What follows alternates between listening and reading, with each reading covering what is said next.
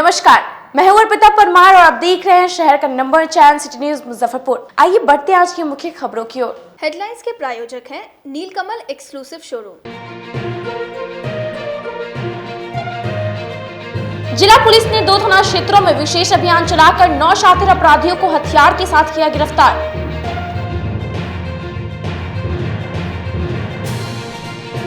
काटी थाना क्षेत्र के पानापुर नडियार गांव में देर रात ग्रामीणों ने बांग्लादेश ले जा रहे मवेशी तस्करों को पकड़कर की पिटाई।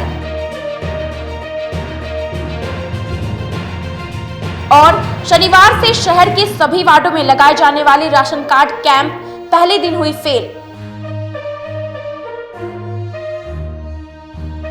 तो ये थी आज की मुख्य खबरें। अब खबरें विस्तार से। जिला पुलिस ने बड़ी कार्रवाई करते हुए 2 थाना क्षेत्रों में छापेमारी कर हथियार के साथ 9 शातिर अपराधियों को किया गिरफ्तार। जिले में चलाए जा रहे अपराधियों के खिलाफ विशेष अभियान में पुलिस को बड़ी सफलता हाथ लगी है। पुलिस ने कार्रवाई करते हुए जिले के साहिबगंज और बोचा थाना क्षेत्र में छापेमारी कर 9 शातिर अपराधियों को कई हथियारों के साथ गिरफ्तार किया है।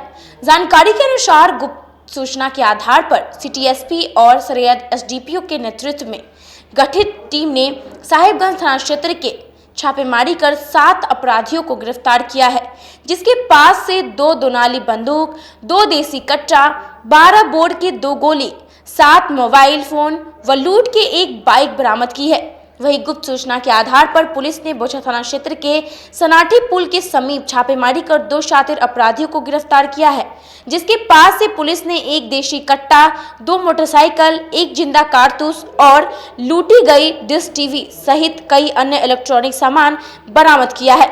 मामले में शनिवार को प्रेस वार्ता के दौरान एसएसपी जयंतकांत ने बताया कि इस तरीके से पुलिस को बड़ी सफलता हाथ लगी है। देवरिया के क्षेत्र में मोबाइल छिनतई की और लूट की कुछ घटनाएं हुई।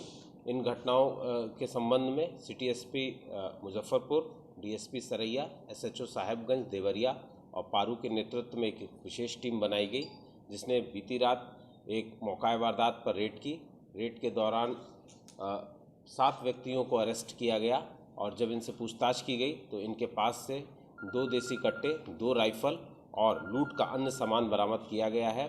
और जिससे कि और इनके आगे के इंट्रोगेशन में ये पता लगा कि इन्होंने कई अन्य घटनाओं में भी इनकी संलिप्तता रही है। इस प्रकार लूटपाट की घटनाओं को रोकने में पुलिस को सफलता मिली है। योजना सर जो कि क्या थी, किसी ये लोग संगठित गिरोह हैं। इसमें टोटल 7 लोग हैं जो कि मौका वारदात पर पकड़े गए हैं। इसके अलावा और अन्य लोग भी हैं जिनके बारे में हम लोग की तलाश जारी है। ये लोग एक संगठित गिरोह, एक सरगना के अंडर में चलाते हैं और उसी के मद्देनज़र दियरा क्षेत्र में अपराध करते हैं। उसी के मद्देनज़र ये रेड हुई थी। रेड के दौरान इन लोगों की अरेस्टिंग हुई थी। इसमें से जो अपराधी हैं इन लोगों के टोटल अभी तक के 5 केसेस के बारे में हम लोग को पता लगा है और इसके अलावा भी अन्य भी केसेस हैं जो कि इनसे पूछताछ के बाद में पता लगेगा। लूटपाट के अलावा और भी किसी लूटपाट करना, इससे हम लोगों की पूछताछ जारी है। लूटपाट के अलावा जो देरा क्षेत्र में यदि और अन्य दूसरे अपराध हैं, इसके अलावा दूसरे क्राइम्स के अलावा कहीं पे एक्सटॉर्शन मांगने की कुछ बातें आई हैं तो हम लोग को पता लग रही हैं, जिसके बारे में इनसे पूछताछ जारी है।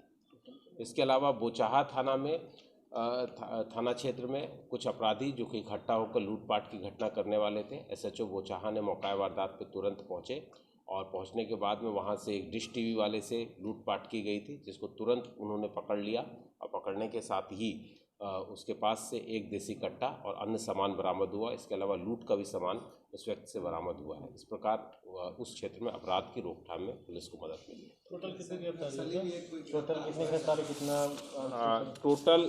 टोटल 9 गिरफ्तारियां हैं। काटी थाना क्षेत्र के पानापुर नडियात गांव के समीप शुक्रवार की देर शाम बांग्लादेश ले जा रहे अवैध मवेशी तस्कर को ग्रामीणों ने धर दबोचा।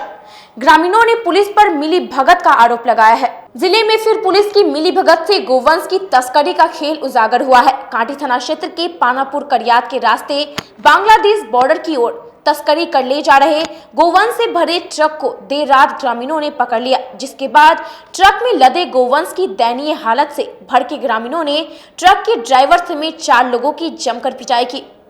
एक साथ सभी गायों को मुक्त किया गया। ग्रामीणों के उग्र रूप को देखकर गोवंश से लदे कुछ दूसरे ट्रकों को कुछ पशु तस्कर दूसरे रास्ते फरार होने में भी कामयाब हुए। वहीं इस मामले में ग्रामीणों ने पानापुर ओपी की कार्यशैली पर सवाल उठाते हुए थाने के लोगों की पशु तस्करों 60 गांव रखने का भी आरोप लगाया है। मिला हुआ है उससे। क्या हुआ था कल और कैसे लग रहा है कि थाना उससे मिला हुआ है? थाना उसको पब्लिक को हेट करके उसको भगाने में चक्कर लगा, 11 ट्रक उसको भगाया है। 11 ट्रक मवेशी भगाया है। हाँ, ये तो अपने ऊपर रिस्क लेकर के गांव वाले यहाँ के आदमी लोग जो है तो उसको बचाए हैं। ग्रामीणों की पूछताछ में एक तस्कर ने स्वीकार भी किया है कि पशु तस्करी के इस खेल में स्थानीय थाने में संलिप्तता है। थाना प्रभारी से वो बोले हैं कि उस रास्ते पर मत जाओ, कि इस रास्ते पर चले जाओ। कितनी गाड़ी थी आपके साथ? मेरे साथ में 2 गाड़ी थी। और कितनी गाड़ी बची हुई थी? 2 तो एक साथ थी, और कितनी गाड़ी बची हुई? और गाड़ी 12 में से 10 को बची। थाना प्रभारी में आप बीएमपी के समीप कोठिया गांव की एक महिला किसान ने फूलों की उन्नत खेती कर जिले में एक मिसाल पेश कर रही है। देखिए रिपोर्ट।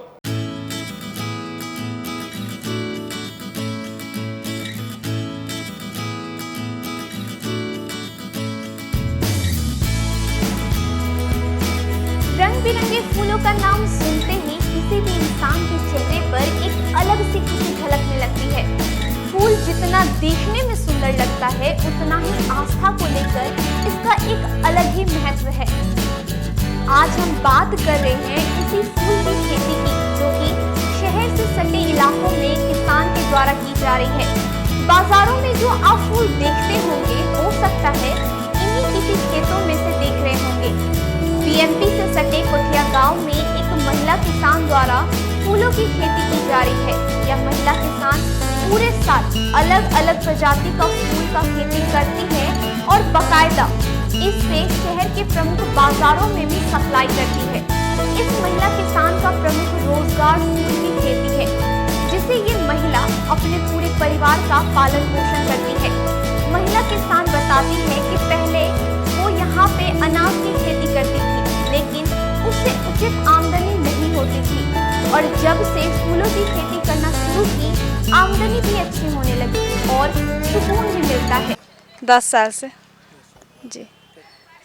नहीं मतलब आदमी खेत चावल और गेहूं के कर रहा है, तो हम लोग फूले के खेती कर रहे हैं। कहाँ कहाँ डिमांड है आपके फूलों का? एगो गरीब स्थान है, एगो MBDM कॉलेज। ये फूल ये बेच के लाते हैं तो घर द्वार चल रहा है। जैसे कि आदमी के गेहूं धान से मिल रहा है, वैसे मेरे फूल के खेती से मिलता है। फूलों की खेती कर ये महिला अपने परिवार का भरण पोषण तो कर ही रही है, साथ ही जिले की महिलाओं के लिए प्रेरणा का भी स्रोत बनती जा रही है। ऐसे भाग दौड़ भरी जिंदगी में जहां लोग चावल या गेहूं उपजाने के पीछे रहते हैं, वहीं एक महिला किसान अपने घर का भरण पोषण करती है। उनके फूलों का डिमांड पूरे मुजफ्फरपुर में है। कैमरामैन विजय के साथ मैं Vinita Mishra, city news Muzaffarpur. Corona काल में छात्रों को ऑनलाइन के माध्यम से बेहतर पढ़ाई कराने के बाद क्राइस्ट ज्योति इंटरनेशनल स्कूल जिले में एक अलग पहचान बना ली है। अपने अनुशासन और उच्च शिक्षा व्यवस्था तथा कोरोना काल में इस स्कूल के शिक्षकों द्वारा बच्चों को ऑनलाइन पढ़ाई के माध्यम से समुचित पढ़ाई पूरी कराने के कारण आज जिले में यह स्कूल अपनी एक अलग पहचान बना ली है। हम बात कर रहे हैं माधोपुर स्थित क्राइस्ट ज्योति इंटरनेशनल स्कूल की। इस स्कूल में वार्षिक परीक्षा चल रही है। कोरोना काल में बेहतर पढ़ाई छात्रों को कराने के कारण छात्र काफी आसानी से परीक्षा दे रहे हैं। आप खुद सुन लीजिए यहाँ के छात्र पढ़ाई को लेकर क्या कुछ कह रहे हैं। कोरोना बहुत ज़्यादा बढ़ गया, मैंने देन क्राइस्ट ज्योति उस समय हमें ऑनलाइन पढ़ाया, कई सुविधा पहुंचाई और मुझे मेरी पढ़ाई में थोड़ी भी रुकावट महसूस नहीं हुई। आज एग्जाम दे रहे हो, कोई तरीके का परेशानी हो रहा है? नहीं, जब देखिए जैसे जब सब कुछ जब कोरोना के केसेस कम हुए, most of the schools open, उस समय क्राइस्ट ज्योति प्रिकॉशंस लिया, ग्लव्स मास्क लेकर, और हमारा पाठ्यक्रम पूरा कर रहा है। अभी मैं परीक्षा दे रही हूँ, मुझे कोई भी ऐसी रुकावट महसूस नहीं हो रही, सब कुछ सिस्टमैटिकली गया। मैं कक्षा 1 में पढ़ता हूँ और आज मैं ऑनलाइन क्लासेस के बाद मैं बताने जा अरे हमारी ऑनलाइन क्लासेस हो रही है, इसका मतलब ये नहीं कि हमारी शिक्षा बंद, हमारा स्कूल जाना बंद, हमारी पढ़ाई अपनी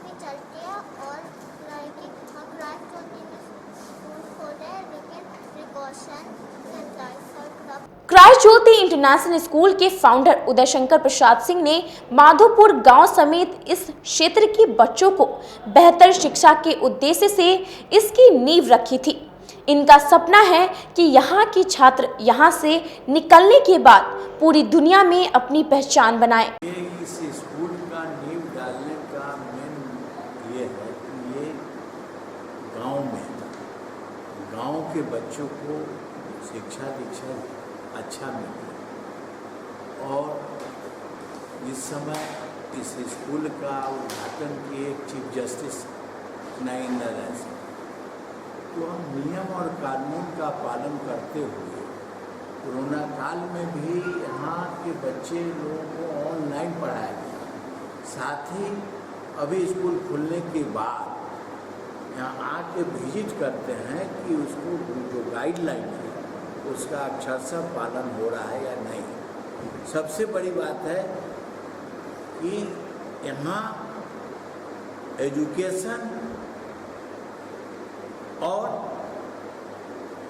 अनुशासन दोनों, एडमिनिस्ट्रेशन और एजुकेशन, यहाँ एकदम अक्षरशः पालन किया जाता है। और जगह की अपेक्षा यहाँ के बच्चे बहुत ही मेधावी हैं, अच्छे टीचर हैं और मुझे पूरा उम्मीद है, भरोसा है, क्योंकि जब जज साहब के सामने में भी हम बोल चुके हैं, कहाँ जिस संस्था में हम रहते हैं अलग पहचान बनता है, तो कम पैसा लेके और ज़्यादा शिक्षा ज्ञान अर्जित बच्चे को करना, कि गांव देहात के लड़के हमारे समाज को आगे बढ़ेंगे तो हम लोग आगे बढ़ेंगे, बिहार को विकास करना है। तो इसमें सबसे बड़ी बात है, मूल बात है कि बच्चे को एजुकेटेड करना। पूर्व मंत्री सुरेश शर्मा ने अपने कार्यकाल में किए गए कार्यों को बताते हुए कहा कि शहर की जनता को दिग्भ्रमित किया गया था, अब शहर में दिखने लगा है स्मार्ट सिटी का काम। विधानसभा चुनाव खत्म हुए 5 माह बीतने के बाद पूर्व मंत्री सुरेश शर्मा ने अपने कार्यकाल में किए गए कार्यों का विवरण देते हुए कहा कि चुनाव में शहर की जनता को गुमराह किया गया था। आज हमारे द्वारा किए गए सभी शिलान्यास पर काम शुरू हो चुका है। हमने जो इस शहर का सपना देखा था वह जल्द ही पूरा होगा। उन्होंने यह भी स्वीकार किया कि कोरोना और बारिश की वजह से इन सभी कार्यों में देरी हुई। हमने 3 काम प्रायोरिटी में करवाया। पहला तो नली गली योजना में 250 रोड का हमने स्पेशल ड्राइव फंड मंगवा कर दिया। 49 वार्ड के जो हमारे प्रतिनिधि थे, वार्ड काउंसलर थे, सभी जगह 5-5 काम को हमने शिलान्यास किया और उसमें से 95% रोड का हमने उद्घाटन किया MIT के प्रांगण में, यानी वह रोड बन गया। कुछ रोड जो स्मार्ट सिटी में आ गए वही रोड नहीं बने, बाकी जो है सारी सड़कें बनी। ये पहला काम हमने सभी वार्डों के लिए, 49 वार्ड के लिए हमने किया। जो नली गली योजना 7 निश्चय योजना जो मुख्यमंत्री जी का है, उस योजना के तहत मैंने उस काम को करवाया। इसके बाद दूसरा हमने 12 रोड राज्य योजना से बनवाया। 12 रोड राज्य योजना से लगभग 27 करोड़ का रोड, वह आज मुजफ्फरपुर में जो बड़ी सड़क है, राज्य योजना में वो सड़कें आती है जो मेन सड़क को मिलाती है, मेन सड़क से मेन सड़क को, और उसके अंदर हमने यूनिवर्सिटी में बनवाया, आपको 12 नंबर वार्ड में बनवाया, समझे ना, आपको लक्ष्मी, ये आपको नीम चौक से ये पोखरिया जो है पड़ाव पोखर बनवाया। यानी उसमें हमने ये सारी सड़कें जो आज बन करके तैयार दिख रही है, जिससे शहरवासियों को चलने में सुविधा हुआ। इसके अलावा हमने 7 बड़ी सड़क आरसीडी से शिलान्यास किया और वह सड़क आज लोग कह रहे हैं जाकर के उस पर नारियल फोड़ते हैं कि ये सड़क जो है सो हम बनवा रहे हैं। अरे वो तो मुख्यमंत्री जी ने उस सड़क का शिलान्यास हमने, मुख्यमंत्री जी ने और पथ निर्माण मंत्री जी ने सारी सड़कों का शिलान्यास किया था। जो सड़क बरसात होने के कारण और लॉकडाउन होने के कारण प्रॉपर उस समय काम नहीं हुआ, जो आज काम हो रहा है। मैं इस बात के लिए मुझे आत्मसंतुष्टि है कि मुजफ्फरपुर की जितनी भी सड़कें आज बन रही है वह सुरेश शर्मा यानी मंत्री जी और विधायक जी के पीरियड का, हमारे पीरियड का किया हुआ सड़क बनाया जा रहा है। वक्त हो चला एक छोटी सी ब्रेक का। बने रहिए हमारे साथ, देखते रहिए सिटी न्यूज मुजफ्फरपुर। एक बार फिर आ गया है बिहार में पंचायत चुनाव का मौसम। एक बार फिर आएंगे नेताजी आपसे आपका वोट मांगने। क्या आप मांगेंगे नेताजी से पिछले 5 वर्षों का हिसाब? क्या आप पूछेंगे नेताजी से कि हमारे घर बिजली क्यों नहीं आई? क्या नेताजी ने पिछले 5 वर्षों में रखा है आपका ख्याल? क्या आपके घर पानी पहुंची या नहीं?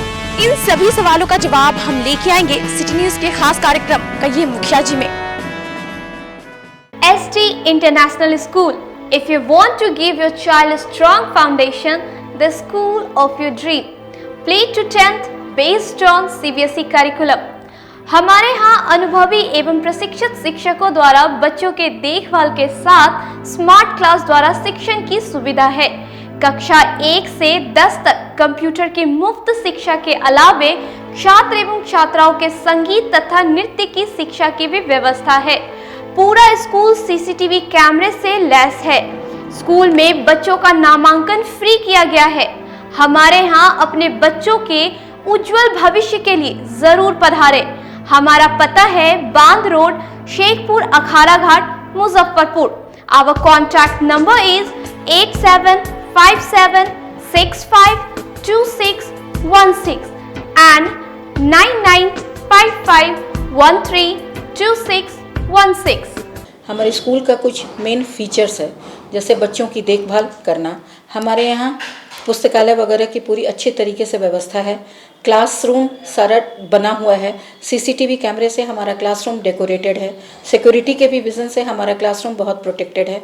हमारे यहाँ जो भी शिक्षक शिक्षिकाएं आई हैं पढ़ाने के लिए वो काफ़ी वेल एडुकेटेड हैं और वेल वर्स्ड भी हैं। हमारा विद्यालय भी चारों तरफ से बना हुआ है। हमारे यहाँ लैब बहुत अच्छे से बना हुआ है। कंप्यूटर की फ्री शिक्षा हम इस बार इसको दे रहे हैं। हमारे यहाँ नामांकन प्रारंभ है।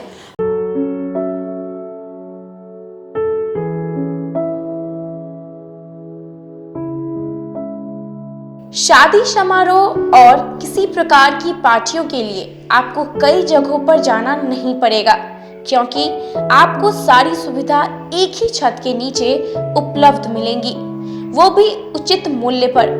0 माइल दादर मेन रोड स्थित आयुष्मान उत्सव पैलेस में अत्याधुनिक समारोह की व्यवस्था की गई है। यहाँ फुली AC हॉल रूम और पार्किंग की व्यवस्था है, साथ ही डेकोरेशन और कैटरिंग की भी सुविधा है। तो एक बार हमारे यहाँ जरूर संपर्क करें। हमारा पता है Shiv Dulari complex, Dadar road, Muzaffarpur. Our contact number 8700973246।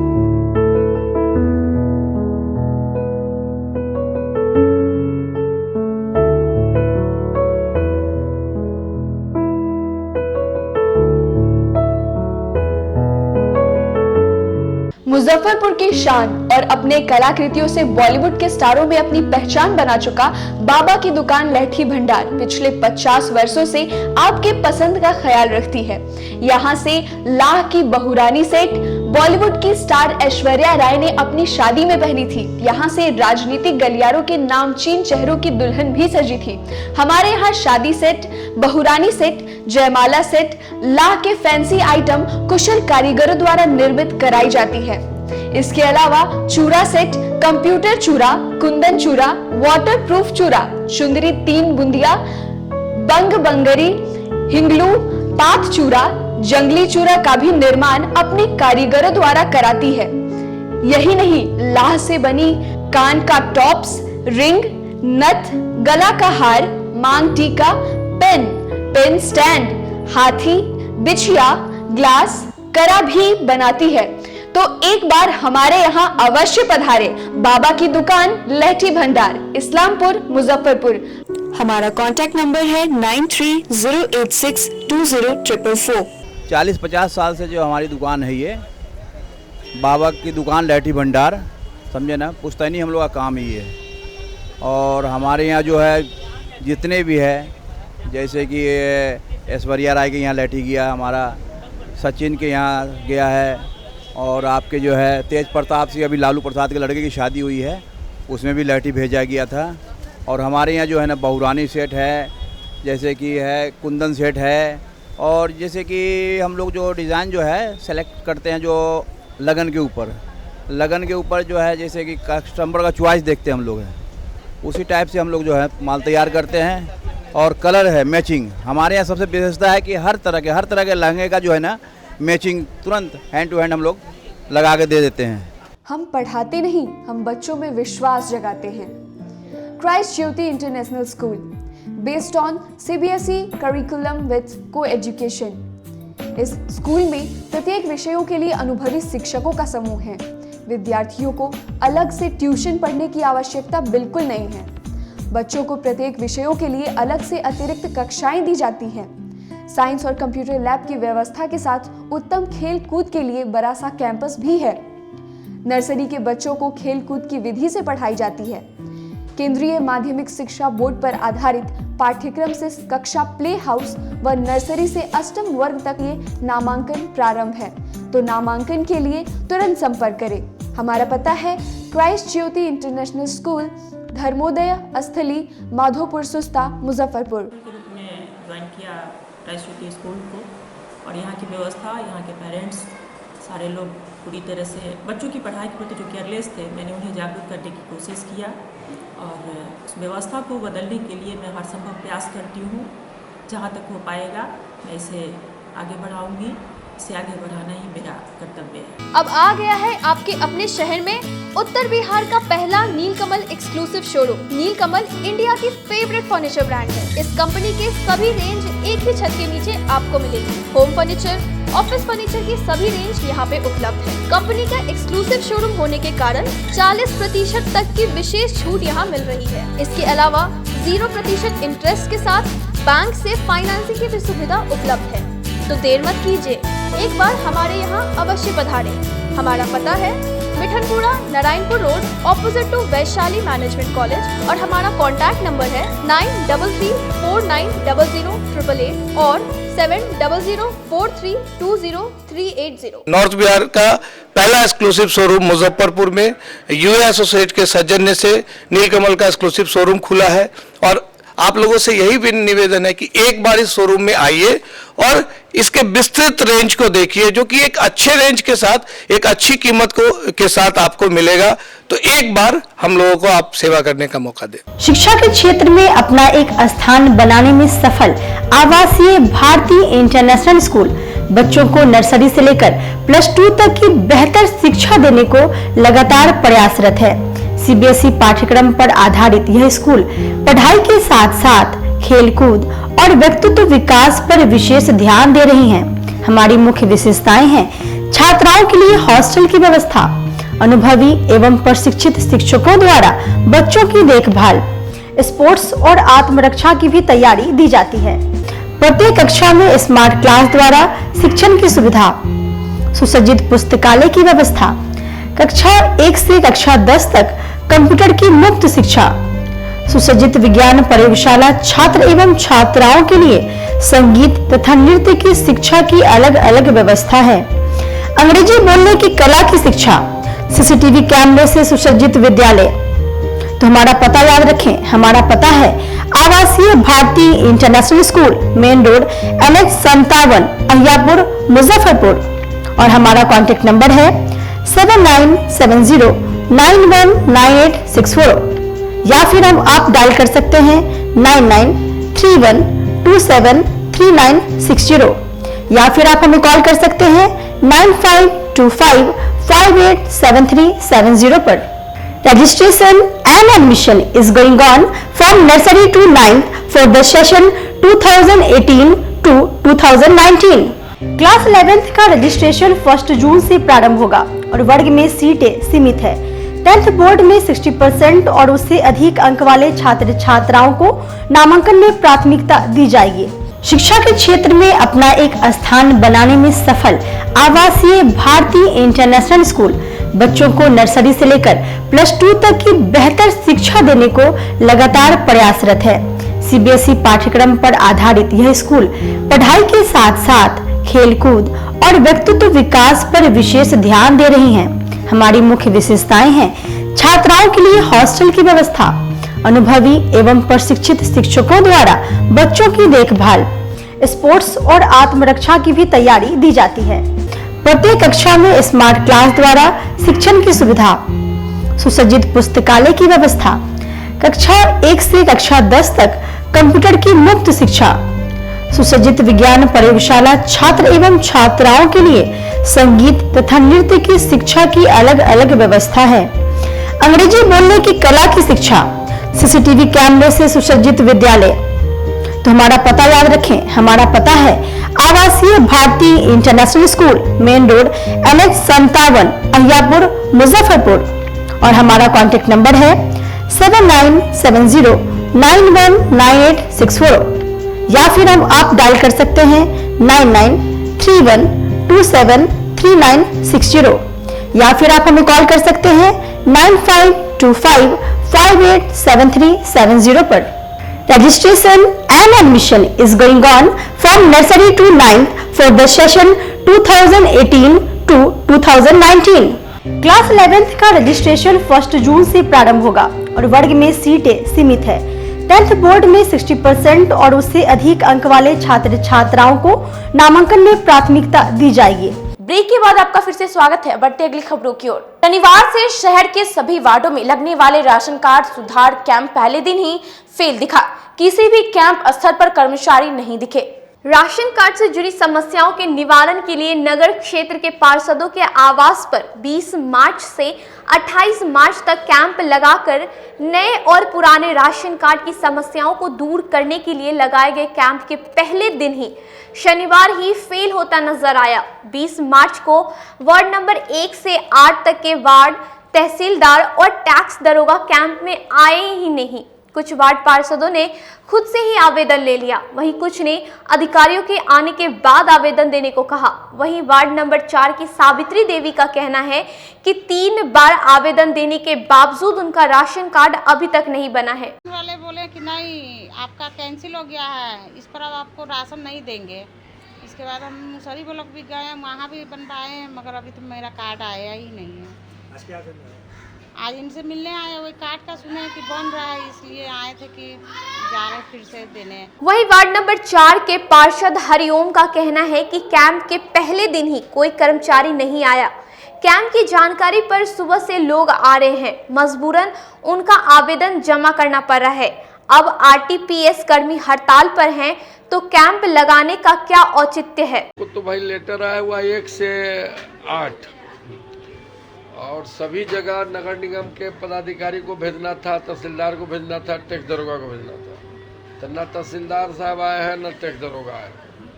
सवेरे से मैं और मेरा लड़का यहाँ काउंटर खोल के बैठा हुआ है।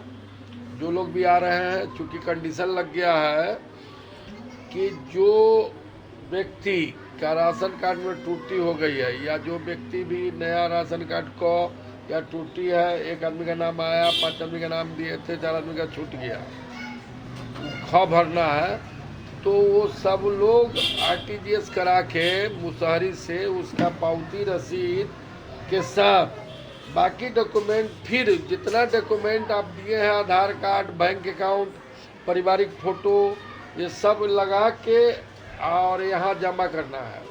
आज जैसे कर्मी नहीं आए तो अब इन आवेदनों का क्या होगा? नहीं आए तो ये आवेदन हम लोग नगर निगम में नगर आयुक्त के पास देंगे या एसडीओ साहब से मिलेंगे कि भाई पदाधिकारी ने आए, इस आवेदन को हम क्या करें, और उनको देंगे और इसकी समस्या का समाधान बोलेंगे करिए। और ये जो अभी हड़ताल है आरटीजीएस काउंटर मुसहरी में, अब पब्लिक जा रहा है वहाँ तो वहाँ आरटीजीएस हो नहीं रहा। एसडीओ साहब लगा दिया कि नहीं, उसका जब तक रसीद नहीं मिलेगा तब तक न टूटी ठीक करेंगे न नया राशन का बात करेंगे। तो न उधर हड़ताल टूटेगा न पब्लिक को काम होगा, उसके बिना ले नहीं रहे हैं। तो जो पहले से रसीद जिसका है वही न करेंगे, जिसको नया राशन कार्ड इधर मिला है और जिसको मान ली कि पत्नी का नाम है, पति का नाम नहीं है, बच्चा का नाम नहीं है, चाहे बच्चे के नाम से बन गया, पति बाप माँ का नाम नहीं है। तो ये सब जो टूटियाँ हैं, तो ये सब अब आरटीजीएस काउंटर हड़ताल पर बंद है, तो क्या करेगा पब्लिक यहाँ के हम लोग का माथा खा रहा है। पदाधिकारी तो अपना चैन के मैंने चैन से बैठे हुए 3 साल 4 साल पहले के हैं, पब्लिक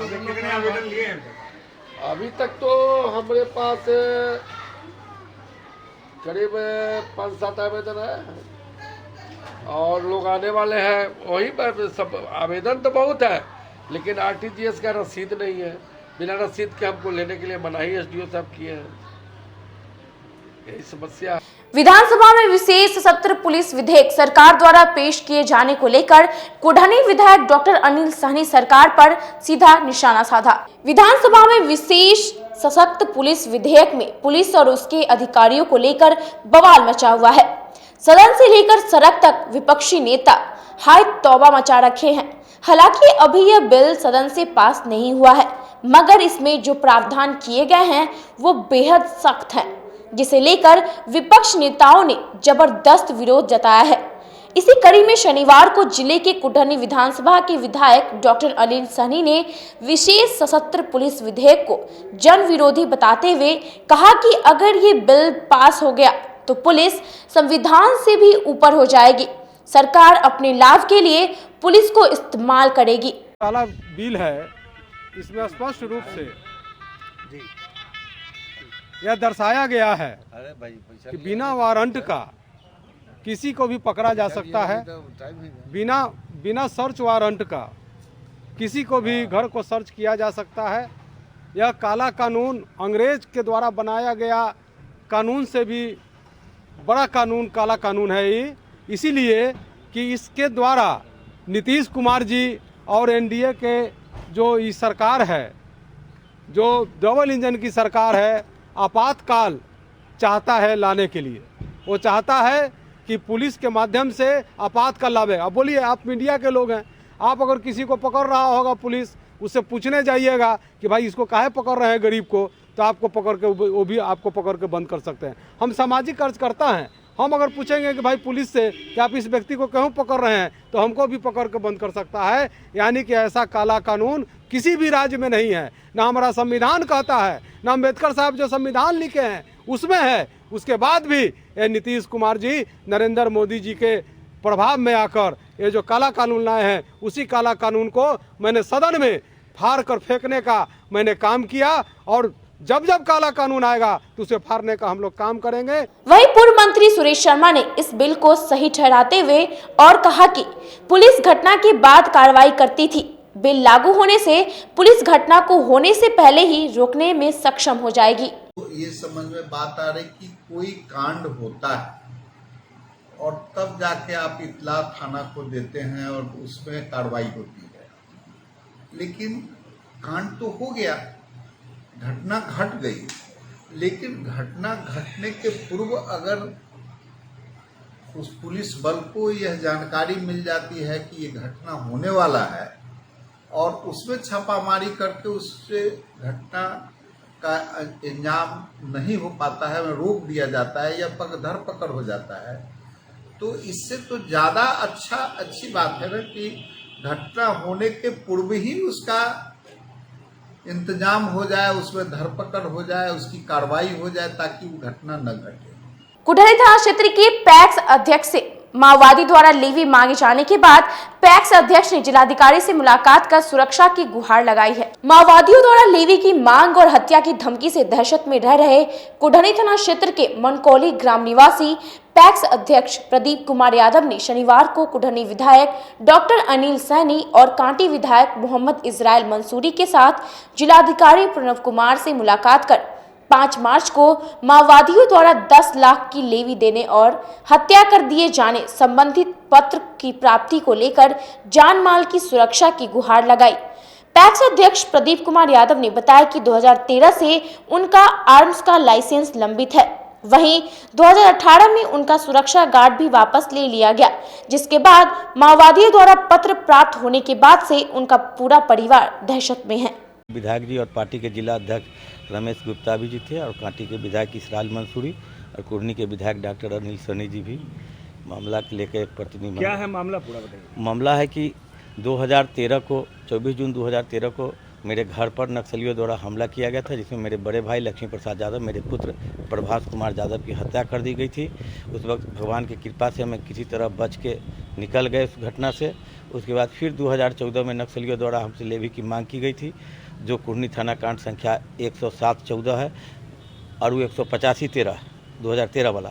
उसके बाद फिर 12 मार्च को मेरे घर पर गोलीबारी हुई थी और किसने किया हम नहीं देखे। हम उस वक्त लालगंज में थे, एक कार्यक्रम में, वैवाहिक कार्यक्रम में गए हुए थे। आया मेरे घर पर, खोजा, हमको नहीं मिलने पर फायरिंग करके भाग गया। वहीं कुढ़नी विधायक डॉक्टर अनिल सैनी ने कहा कि जिलाधिकारी से मुलाकात कर उनकी सुरक्षा की मांग की है। क्षेत्र के और हमारे जिला के महासचिव हैं प्रदीप यादव जी, इनको हाल में ही कुछ माओवादियों द्वारा हत्या के, इसके पूर्व में भी इनके भाई और इनके लड़का का हत्या हो गया। इनको अंगरक्षक भी मिला हुआ था। आज हमने एसएसपी साहब से और डीएम साहब से मिलकर पुनः इनको अंगरक्षक देने की बात की है और अभी हाल में ही फिर इनको चिट्ठी आया, आप खुद इनसे ही पूछिए। और पूरा इनका परिवार डरा और सहमा हुआ है और चूँकि इनका पूर्व में भी इनके पुत्र का और इनके बड़े भाई का हत्या हो गया। एसकेजे लॉ कॉलेज में बैंकिंग कंपनियों का एकीकरण, उद्देश्य और चुनौतियां विषय पर सेमिनार का आयोजन किया गया। गन्नीपुर स्थित एसकेजे लॉ कॉलेज में बैंकिंग कंपनियों का एकीकरण विषय पर सेमिनार का आयोजन किया गया। कार्यक्रम का शुभारंभ दीप प्रज्वलित कर किया गया। इस दौरान ब्रांच ऑफ महाराष्ट्र बैंक के मैनेजर गौतम, निर्देशक जयंत कुमार, प्राचार्य डॉक्टर के.एन. तिवारी, उप प्राचार्य ब्रजमोहन आजाद एवं कार्यक्रम का संयोजक मधु कुमारी सहित कई गणमान्य लोग कार्यक्रम में शामिल हुए। कार्यक्रम में शामिल मुख्य अतिथि को पुष्प गुच्छ देकर सम्मानित किया गया। अपने स्वागत संबोधन में जयंत कुमार ने बताया कि बैंक की एकीकरण प्रारंभ सरकार की वित्त मंत्री निर्मला सीतारमण ने की, जिससे देश की अर्थव्यवस्था पर इसका अनुकूल प्रभाव पड़े। वहीं मधु कुमारी ने इस विषय विभिन्न पहलू पर 2 शब्द में प्रकाश डाला एवं स्पष्ट किया कि एकीकरण के संबंध में बैंकिंग नियम में संशोधन की आवश्यकता है।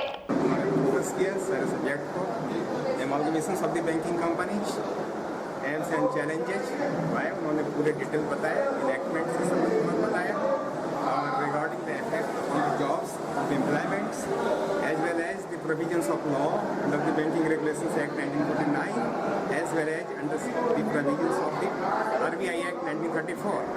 What is the procedure? What is the impact? Everything. आज के लिए बस इतना ही। कल फिर हाजिर होंगे कुछ नई खबरों के साथ। तब तक के लिए मुझे और मेरी पूरी न्यूज टीम को दीजिए इजाजत। नमस्कार।